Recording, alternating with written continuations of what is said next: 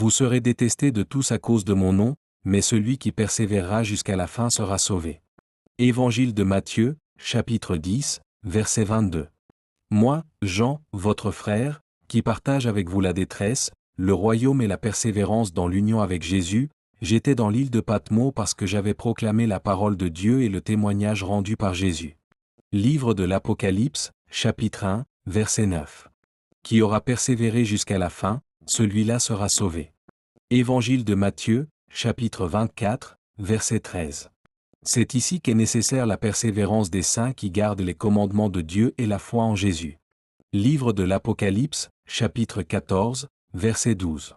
Tu as gardé ma parole, tu as pris à cœur mon appel et tu m'as attendu avec patience et persévérance. C'est pourquoi, à mon tour, je te garderai à l'heure de l'épreuve qui doit venir sur le monde entier pour éprouver tous les habitants de la terre. Livre de l'Apocalypse, chapitre 3, verset 10. Je connais tes œuvres. Je sais que tu n'es ni froid ni bouillant. Si seulement tu étais froid ou bouillant. Ainsi, parce que tu es tiède et que tu n'es ni froid ni bouillant, je vais te vomir de ma bouche. En effet, tu dis, je suis riche, je me suis enrichi et je n'ai besoin de rien. Et tu ne sais pas que tu es malheureux, misérable, pauvre, aveugle et nu.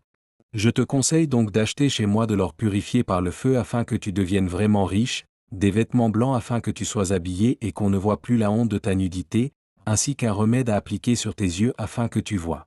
Moi, je reprends et je corrige tout ce que j'aime. Aie donc du zèle et repens-toi.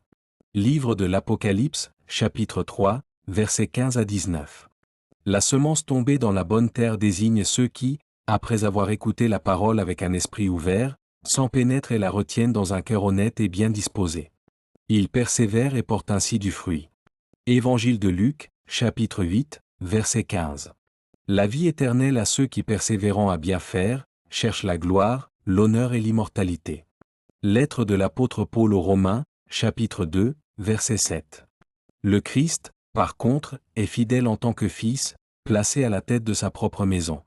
Et cette maison, c'est nous qui la constituons, si nous maintenons sans défaillir, ferme et inébranlable jusqu'à la fin, l'espérance joyeuse de la gloire future, étant toujours prêt à en témoigner hardiment. C'est pourquoi, prenez à cœur ce que dit l'Esprit Saint, si aujourd'hui vous entendez la voix de Dieu. Épître aux Hébreux, chapitre 3, versets 6 et 7. Par votre persévérance, dans le sens maîtrise de soi, vous sauverez votre âme.